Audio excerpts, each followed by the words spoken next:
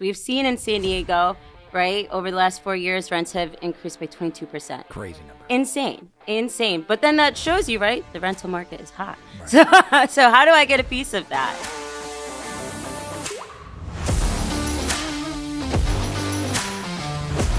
Welcome back to Cash Flow. I'm your host, Jason Yoss. This is the podcast where we talk about turning properties into profits. I'm here with Chanel Meyer. Chanel, good to see you again. Hello, Jason. Thank you for having me. I'm so excited to have you on because, most importantly, we talk a lot about real estate investing, but we always talk to these old, crusty people doing it 30 years. I want to talk to somebody like yourself.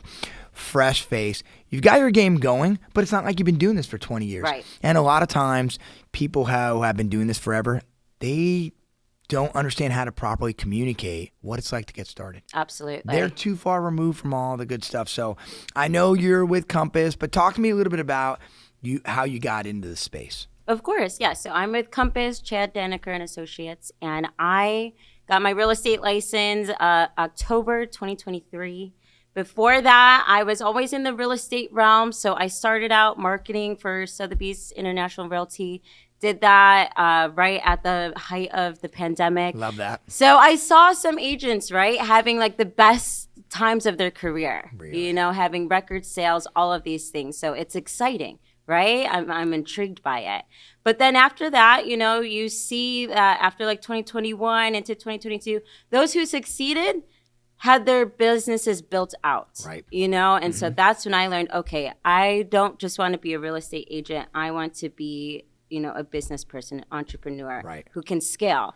And so I started there and I broke off from Sotheby's. I started working as an executive assistant for a realtor. I was her right hand. So we built the business together. I saw what it was like to actually have systems in place so that you can, you know, rinse and repeat and keep going and not just have these kind of one-off things. I love the way you describe it as a business. This isn't just that lifestyle like, oh, well, I wake up and I do whatever. And it's like there's an actual operational process in place. But how does that help when we were looking for that niche, that investment niche? How did that come about? Absolutely. So once I got licensed and I became an independent agent, you know, that's when I realized that there are so many avenues in real estate. Mm-hmm. And it was also at the point where I was like, well, what are my goals? Where do I want to be? Right.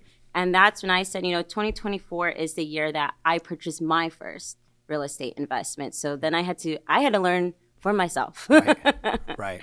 And a lot of people, they struggle because you have an agent or you have a professional telling them, like, using these buzzwords, right, saying all these things, and they're like, I don't know what that means. Exactly. So you're taking the time to go, look, I'm going to do this for myself. I'm going to learn these processes, these buzzwords, these best ways so that if I can do it for myself, I can explain it to a client. Right. And there's no better way to be able to really explain something and learn something without being able to teach it. You know, and so for myself, I realized that, you know, you do get distracted by the buzzwords and the bright and shiny objects. And you want to get to the finish line without knowing how to get there. And so what I realized that I had to do for myself was to educate myself. And how do I do that? I get around people who are using these buzzwords, right? But I'm building a community for myself and I'm getting a part of investor groups. So I'm meeting people who have all different backgrounds and different ranges, but I'm able to learn from them. Talk about the meeting people and the investor group. Like, who are these? And I want to use the term mentor, but who are these people that you're surrounding yourself with that are helping, you know, forge that pathway? Absolutely. And you always hear how important it is to who you surround yourself with. Right. And, you know, and when it comes to your big goals like this in your career, it's so important. And so I found, you know, the San Diego Creative Investors Association. Right. And I started going to their, you know, monthly meetings and meeting people there and telling them my goals. I think being vocal about what you want and where you want to go, that's when you're able to find mentors. That's when you're able to align with people who share a similar vision. And you start to realize people have been doing this a while. They want to give back, right? Stroke their ego. Oh my gosh, I want to be where you're at. Right. How did you get here? And all of a sudden you learn their secrets of the trade. And it's amazing. So I started going there. And then from there, I found women's groups to be a part of. Because then you start meeting people. Hey, I have my own thing. We focus on X, Y, and Z. We think you could benefit from that. Great. Now I'm meeting with them. And it just scales from there. But you put yourself in the rooms that you want to be in with the people that you want to emulate. So it's very intentional, right? It isn't one of those things where it's like, I might do it, or like I was thinking about doing. You actually have to put yourself in the locations. You have to talk to the people who have done this, and then tie in education. All of a sudden, you're on a pathway. So absolutely, talk to us a little bit about, okay, what does your pathway look like? How are you going to start getting this done with your own investment? Map it out for us. Right. And so I think what you're saying to, test the point of, you have your macro and your micro dreams. My macro dream is to get an investment property for myself. The micro is, okay, what are the steps that I need to take? Right. And so right now, I've put myself in the rooms, right? I'm getting the education, the next step. So it's always, you have to find the investment property. Right. Analyze it and get the funding for it. Okay. So I've learned how I find that property. And so it's kind of like, when you're looking at somebody to marry, like you don't look at them for right now, like you look at them for what they're going to be. That's exactly how I look at all my relationships, and through this lens of property investing. Tell me more, please. Exactly. I need a little more education. Tell me more. Yes. So when I'm looking at properties and looking at the communities that I'm potentially going to invest in, it's not just, okay, what is something that I can afford right now? Right. And that's all I'm looking at, right? I want to know, what is that home going to be like in the community that's around it within 5, 10, 15 plus years? What's the city planning happening there? What buildings are going to be going up? What businesses are moving here? Where is it going to be? Because then I know, okay, this house is going to appreciate faster than, this neighborhood. Right. Talk to me a little bit about, because you use that buzzword like city planning. Okay, so if I want to invest in a city, if I'm like, okay, this is a place that I think is going to appreciate, where do I have to go to figure that out? You said city planning. Is it like city council meetings, or I'm going downtown? Like, what is it that allows me to make an educated guess? This city's going to do well. Yes, and so my path, what I've done to understand city planning and where, neighborhoods are going to be in San Diego, is I get involved in the community. So I'm going to the association meetings, the residents groups, where they're bringing in, council members or politicians, even local police force, talking about what they're doing to help improve the neighborhood. So understanding what that longevity is and what their plans are, and understanding the development that's happening there, the construction that's going on, the businesses that they know are moving in. Downtown, for instance, we have the Horton Plaza project going on. So we have the developers, who are coming and talking about, these are the tenants that we're having. And knowing, oh my gosh, they actually have people that have already signed a lease for here. That's amazing, because now that part of downtown is being rehabbed, and there's going to be, more liveliness and money going in there. So around there is going to pick up as well. Okay, so this is huge. And it sounds to me like it isn't just fact-finding or education. There's some intentionality for networking as well. Yes. Is that correct? Absolutely. Is that one of the hardest things you think about finding a deal, is the networking, or is there another aspect that you think it poses equal challenge? I think it's challenging because people have a fear towards networking because they don't have an intention out of it. When you're going into a room with all of these different people where you get imposter syndrome, right? I'm not like them. I'm not where they're at. But you have an intention that I want to learn about X, Y, and Z, and tonight I'm going to meet somebody here that's going to help me do that. Huge. So you're going in there with a purpose, and you have your talking point already. Right. Now, when somebody comes up to you, tell them what you want, what you're looking for. No, actually, the way you have phrased this it's so important to me, because look, when I talk to my sales teams and about networking, I tell them the same thing you're saying. Look, have intention when you're going there. Yeah. A, have a plan, know what your talking point is like. Be able to ask them about their business, and also be able to explain what it is you're hoping to achieve through that relationship. So people are afraid. People don't go to events because they're afraid, and the way you've described it makes sense. Okay, now let me shift gears a little bit. So let's say we're in the right places, we know the right neighborhoods. Okay, what's some other things that you're experiencing when it comes to forging that pathway to get your first investment? Okay? Right. I mean, money's not growing on trees. So, I mean, how are we taking care of this? I read that Gen Z is one of the last generations to actually be able to afford a home. It's like going away. What's really going on out there? Right. And, to that point, as well as we've seen in San Diego, right? Over the last 4 years, rents have increased by 22%. Crazy number. Insane. But then that shows you, right? The rental market is hot. Right. So how do I get a piece of that, right? And so, of course, funding is one of the biggest challenges. And so, I'm not doing this by myself. Right. I'm getting my family involved. There's other people who bring in private investors, or there's a lot of people who go to these networking events, like through the SDCIA, right, where they're going there to find another investor and hook up on a deal. So there are options out there. And then you pay attention to what our mortgage company is doing right now, right, and so you hear okay, now you only have to put 5% down on a 2 to 4 unit property instead of 20, which is huge. So staying on top of what's actually happening out there and how you can capitalize off of it. But you approach people with a plan. Right. And so that comes from analyzing these properties, right, and saying that, so these are the expenses that are going to be allocated to it. This is what I project the occupancy rate is going to be, what we can charge for that. Right. If there's anything going into it where we have to do some construction or cosmetic updates, what that is going to look like, and be able to really lay it out for people that this is your plan. I've run the numbers, and this is what our cash flow is going to be. Our projected cash flow is going to be on this, and then be able to talk to them about being a part of that. The fact that you use the term "have a plan," so many people don't have a plan, and the way you describe financing, it's just amazing that so many people don't understand what those first steps. I've heard so many success stories like you're talking about, like BFP, Bank of Parents or Bank of Friends and Family, yeah. Right? That's a huge way. Or partnering with someone on your first deal. Right. And that question is like, well, who do I partner with? Well, Chanel, you just laid it out. Like, find these local investing networking groups in your area. Absolutely. And they'll help guide you, not just if you have financial questions, but questions in general. Exactly. And talk to the people around you, right? Because there's a lot of Gen Z and millennials right now who cannot afford a house on their own.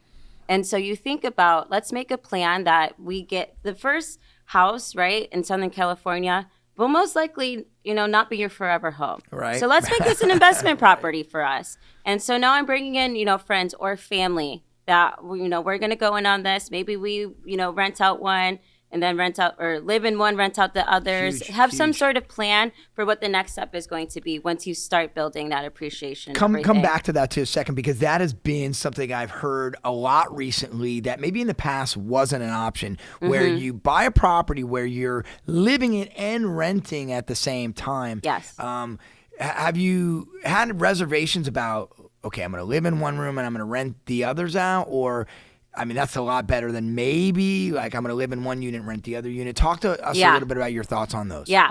Well, I'm not scared because I know you, Jason. I can help. I'm a property manager. But the idea, right, that you're going to essentially be a landlord now. Right. And so, you rent one. And so some people, they don't think about the long-term play, where they're like, oh my gosh, I don't want to live in like a 2-1 or whatever it looks like, right? And you see some amazing deals where there's a detached front house, then there's maybe 2 ADUs in the back. Live in the ADU, right? Like, be able to collect $4,000 or $5,000 for that main house, right, and then still like a couple grand in the back, and be able to pay off your mortgage quicker. And be able to, those first months too, while you're getting on your feet, being able to immediately have more cash flow. Again, it's so important to add this for people who are just starting out. They're thinking about, like, oh, I'm going to do some La Jolla's. Like, well, maybe not. We all want to, honey. Like, yeah. What areas right now are you, putting your roots in? Where are you finding that you like what's going on? Yes. So I currently live in East Village. I've been there for 4 years now, and I really keep an eye on the markets that are nearby, because I see a lot of money going into East Village right now. We have the $22 million Petco Park renovation. We have a 4-acre park coming onto 14th Street. And so that area, we see money, but what's going on to the neighboring areas that are a little bit lower price point, right? And so I'm really looking at Barrio Logan, Sherman Heights, where I see that a lot of commercial development is happening, and talking to the people who are doing deals right now in those areas, and who are actually building up the more apartment buildings and condos in that area, and seeing what that area is turning into. Right. And again, coming back to the city planning, going to those association meetings within those communities Right. to hear what they're saying. But you're doing more. Like, and I don't mean to shine the spotlight on you, but first of all, a lot of those areas, there's a reason people don't want to invest, even though it's changing. But you're doing more. I know that you're in there giving back and focus, especially, I believe we talked about homelessness being an issue. Right. Talk to us a little bit about how that's got your involvement as well as giving back at the same time. Absolutely. And so again, going back to my business is all built on being a part of the community. Right.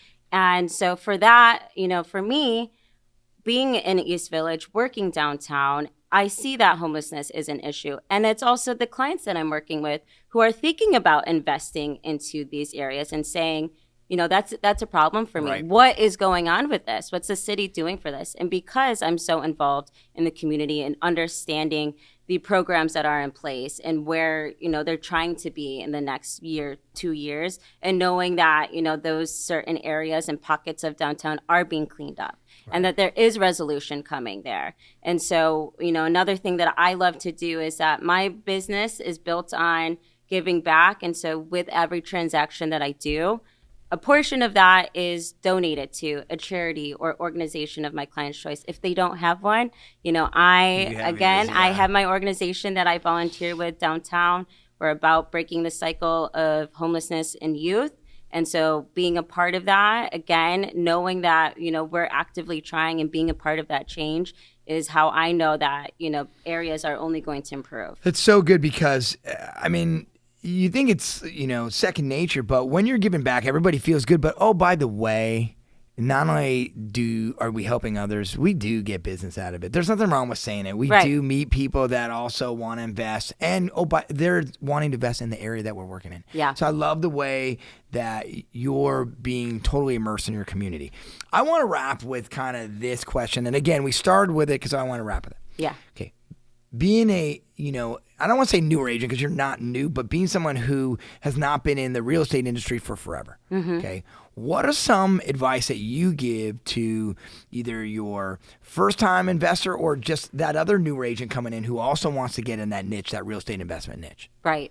And so, again, I give advice that really worked for me, and that's by finding people that you align with and building a community for yourself, because when you try to do things alone, that's where you procrastinate, you get scared, you don't move to the next step because of the fear of the unknown. Right. And so what you do is you find a mentor, you put yourself in the rooms of things that you're interested in, educate yourself through, an actual community, another human being, a group that you can be a part of, volunteer, whatever that looks like.